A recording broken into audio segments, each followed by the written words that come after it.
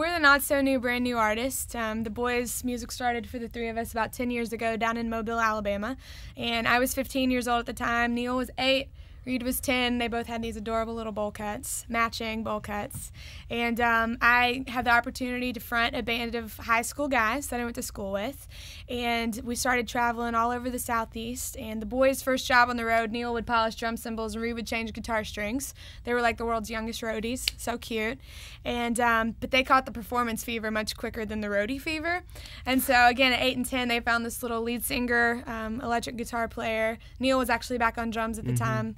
And they fronted all the dates for me and my guys out on the road. So our parents, because I was only 15, none of us could drive, would load both bands up in a Pace Arrow motorhome and truck us around the Southeast every weekend. And we tied the knot as a brother and sister band about 5 years ago in the Carolinas. We were invited by Coke and Walmart to do a New Faces of Country tour, which was the first time that we had hung out with country radio. And they had kind of gotten to know us a little bit.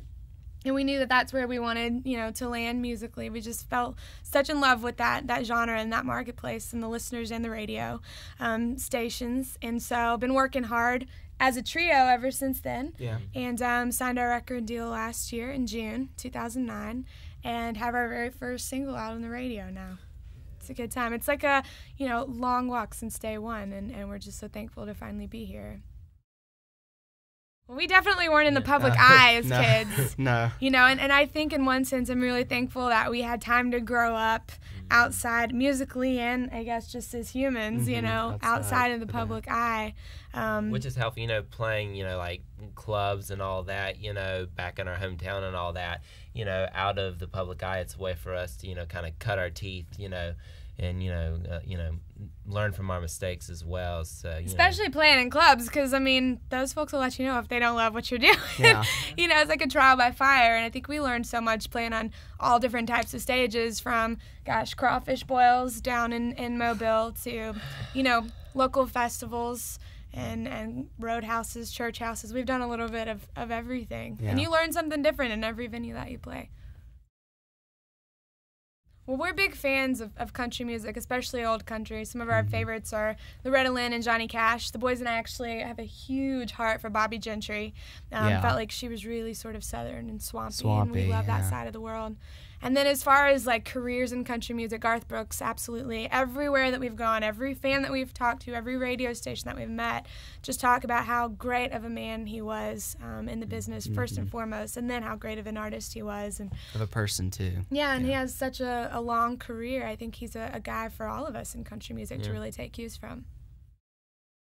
Well, probably the Rolling Stones are our favorite band, Let It Bleed, which is when they were at their country. This is our favorite album.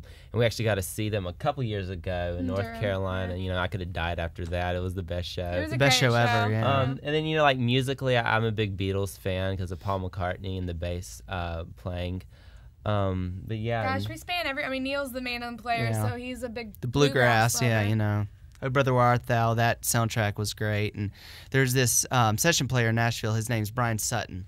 And he's just like our music god. He's just amazing. Neil loves him. And I love soul singers, so everybody from Aretha to Janis Joplin, and then on into Etta James and the Ella Fitzgeralds of the world. So we're sort of eclectic. Depending on what we play, we have different tastes,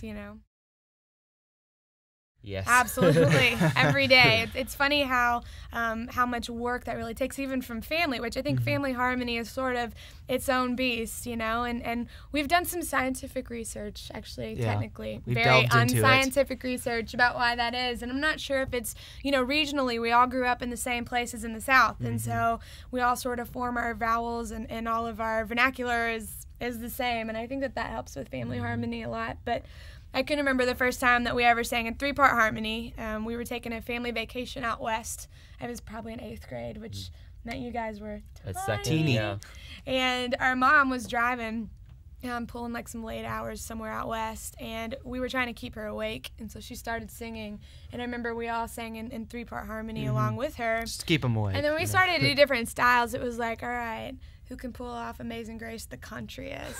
And then who can do it like rap style the best? And so we were just having a really good time. But that's the first time that we can kind of go back and trace that we sang in 3-part harmony. That's where it started. Yeah.